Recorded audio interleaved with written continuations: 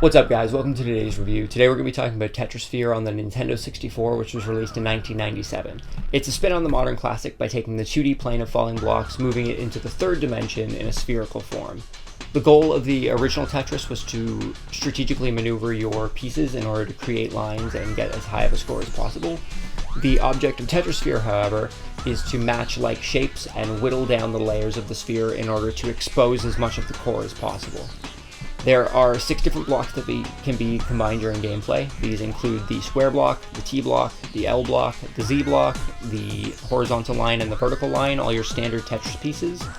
And during your race to the core, you can obtain power-ups that'll assist you on your way. These include the firework, the dynamite, the magnet, the atom, the nuke, and the laser. Each of these power-ups have a unique ability, like for example, the laser will allow you to drag the laser over the sphere, and it will delete the pieces that you drag over.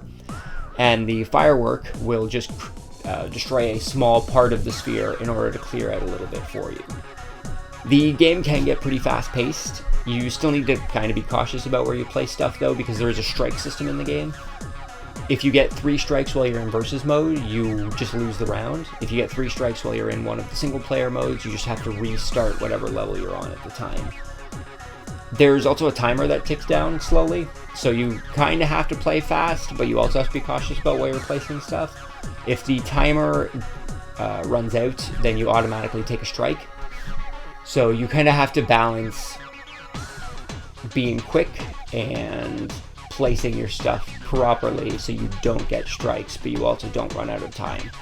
The timer can be reduced by chaining large amounts of blocks together or simply by playing a little quicker. And that pretty much goes over gameplay for the game.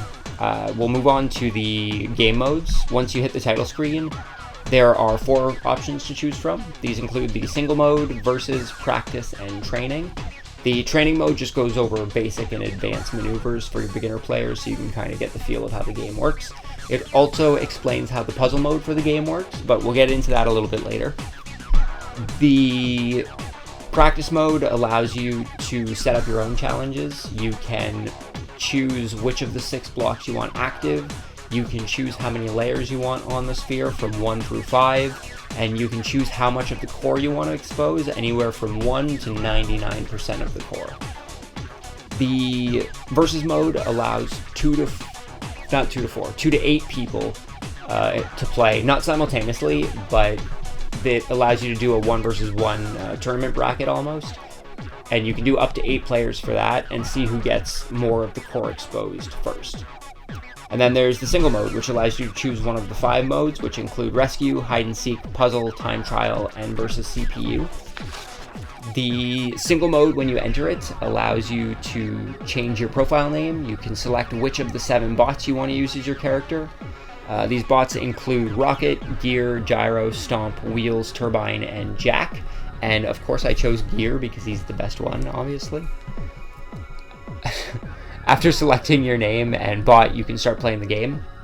Rescue mode has you completing challenges and escalating difficulty in an episodic manner in order to save bots from the sphere's core. Each episode consists of 10 levels, and each bot will start small in the sphere, and as you go on through the level, they'll get bigger, so you have to expose more of the core in order to free them.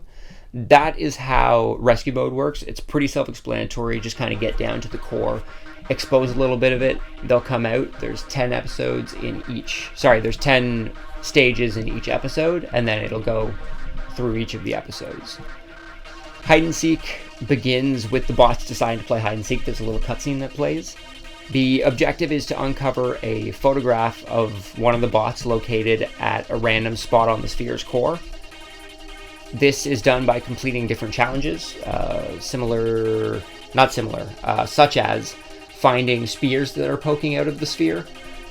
There are certain levels where there will be a bunch of different spears that are around the sphere, and only one of them has the photo at the end of it, so you kind of have to figure out which one it's under. There's also making a brick fall down to the surface, clearing all the bricks around a tower, and stuff like that. At the end of each of the 5 challenges for each part, you'll have to complete a level similar to rescue mode, where you just have to clear parts of the core in order to rescue the bot for that stage. And then, of course, There are 6 different stages for that one for each of the bots that you didn't select.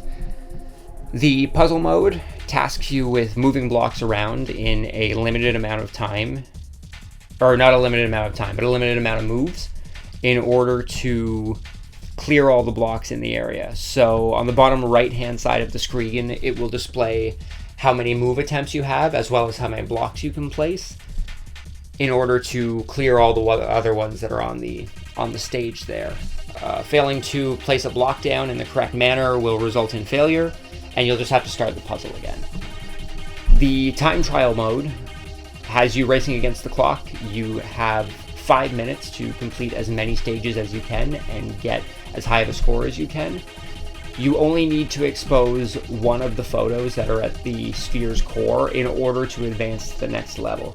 So it's about getting a high score and seeing how far you can get, but they are tracked separately. So when you get to the score screen, it'll show how many levels you cleared and what your score is. You can kind of base it off of both if you wanted to.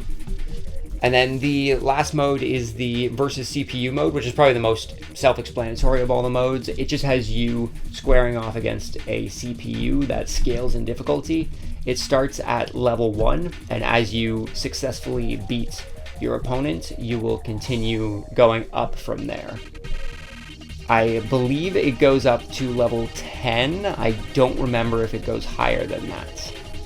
The objective of this mode is just to expose as much of the core as you can before your opponent does. Similar to traditional Tetris, higher combos will actually have you throwing junk at your opponents, and they'll have to maneuver around that in order to clear more pieces out.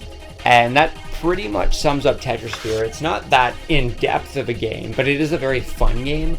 It is something I would definitely recommend to people who are big fans of Tetris if they haven't played it, or people who are just fans of puzzle games in general. I think it's something a lot of people can really enjoy once they really get the feel for it. Also a really great multiplayer game if you have someone to play with, hop in, do that.